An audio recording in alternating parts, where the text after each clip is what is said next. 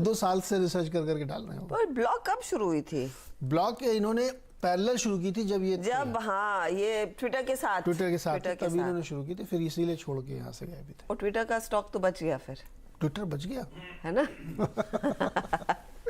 चलिए, तो हिंडनबर्ग को लेकर जो डर था कि पता नहीं किस भारतीय कॉर्पोरेट पर ये अब निशाना दूसरा साधेंगे, वैसा कुछ नहीं हुआ है। ये ब्लॉक जो जैक डॉर्सी जो फॉर्मर फाउंडर रहे हैं इनफैक्ट ट्विटर के, उनकी कंपनी के ऊपर हिंडनबर्ग की रिसर्च निकलती हुई दिखाई दी। इनफैक्ट कल कई सारे डेटा पॉइंट्स निकल कर आए थे, जॉबलेस क्लेम का डेटा आया, लेकिन उससे ज़्यादा तो एक्सेंचर के नतीजे आए और वहां पर हमने देखा है गाइडेंस में कटौती हुई है। सुमित हमारे साथ जुड़ गए हैं।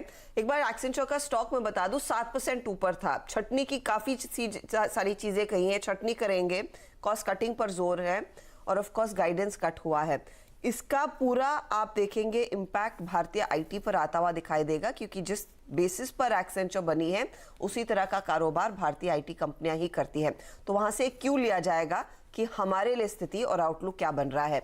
सुमित हमारे साथ जुड़ गए हैं। सुमित, फटाफट से एक्सेंचर का एक अपडेट दीजिए, फिर मैं वीरू के पास जाऊंगी क्योंकि वो निफ्टी आईटी को भी उस लिहाज से देखेंगे। सिर्फ एक्सेंचर बताइए एग्जैक्टली क्या हुआ है। देखिए, एक्सेंचर कल नंबर्स आए, नंबर्स में पहली चीज जो उन्होंने गाइडेंस पहले दी हुई थी लास्ट क्वार्टर के नंबर्स के साथ कि इस क्वार्टर के कैसे नंबर रहेंगे, उसको उन्होंने मीट किया है। करीब करीब 6 से लेकर 10% की कांस्टेंट करेंसी रेवेन्यू गाइडेंस दी थी और उसमें 9% के आसपास नंबर आया था, यानी कि ऑलमोस्ट अपनी रेंज के अपर एंड के आसपास आते हुए दिखाई पड़े।